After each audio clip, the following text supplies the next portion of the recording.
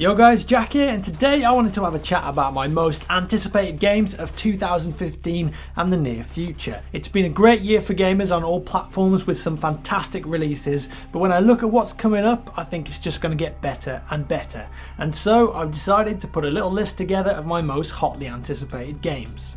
First up, The Division. Now this game could really be something special, a custom built from the ground up engine called Snowdrop powering a next gen and PC only MMO set in post-apocalyptic New York. From the gameplay we've seen so far, it looks pretty solid, challenging players to fight against AI and other groups of human players too. There's base building elements, tons of character skills and trees with no set classes. It's shaping up to be something really special. This has the potential to become the ultimate massively multiplayer survival game. Fingers crossed.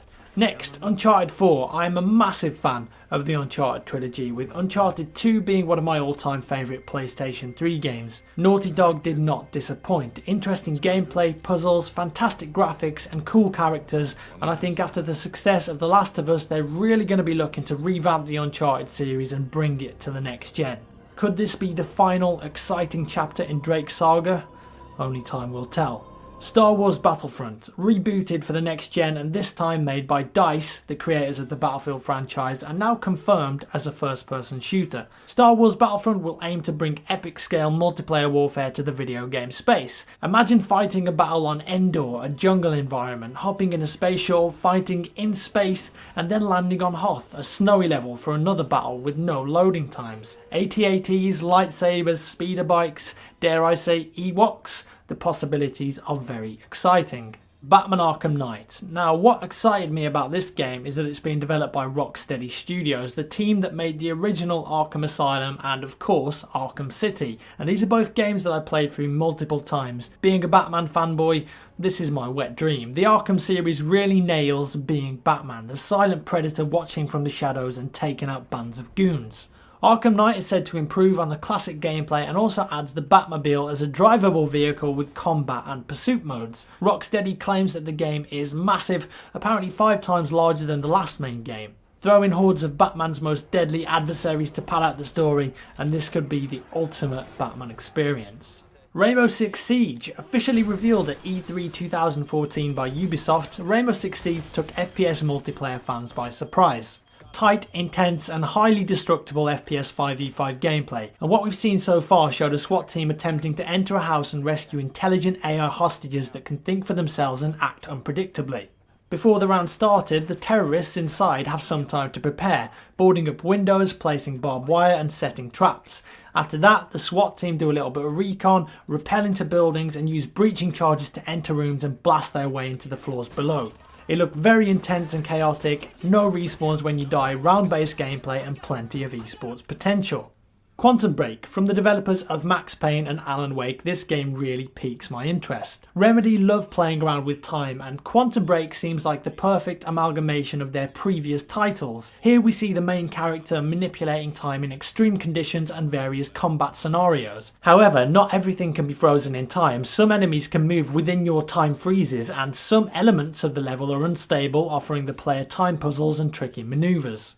The graphics and sound design are very impressive, and interestingly enough it's being tied into a new TV series that's planned to run alongside the game. Halo 5 Guardians. Who wouldn't be hyped for Halo 5? The ongoing FPS franchise continues on next gen on a brand spanking new engine, and 343 Industries have already proved that they can make a solid Halo game. I really enjoyed the Halo 4 campaign, but the multiplayer strayed too far away from the series to be enjoyable for me. I'd love to see the Halo 5 multiplayer hark back to the Halo 3 style.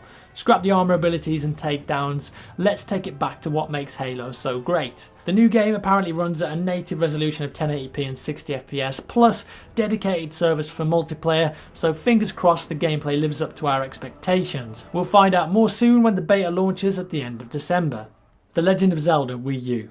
I seem to remember my save game for the Ocarina of Time on Nintendo 64 was around 80 hours in length. I don't think I've spent that much time since playing a single player campaign, but man, those 80 hours were sure enjoyable. And if you're a Nintendo fan, a new Zelda game is a massive news and the hype train begins to accelerate. Whilst we haven't seen much of the new Zelda game and don't know many details yet, the short gameplay video we've seen looked incredible, almost like an oil painting in motion. Also, this Zelda game is a little bit different, a massive open world environment designed to give the player more freedom and choice, plus new more challenging puzzles encouraging the player to think differently about completing dungeons. Metal Gear Solid 5.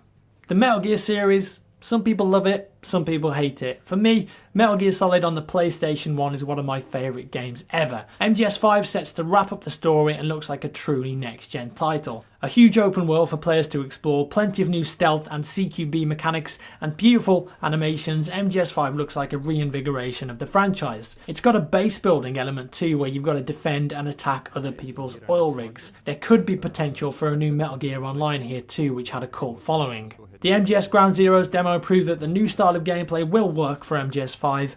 Let's just hope there's less cutscenes this time. And finally, Mirror's Edge 2. I'm not sure when this game is going to be released and we haven't seen any proper gameplay yet, only an in-engine video.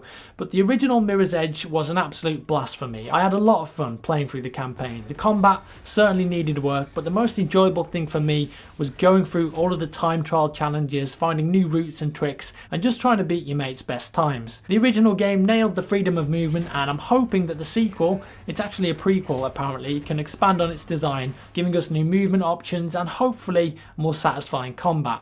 There's also been rumours of a free roam open world multiplayer mode. Anyone for tag? We'll have to wait and see.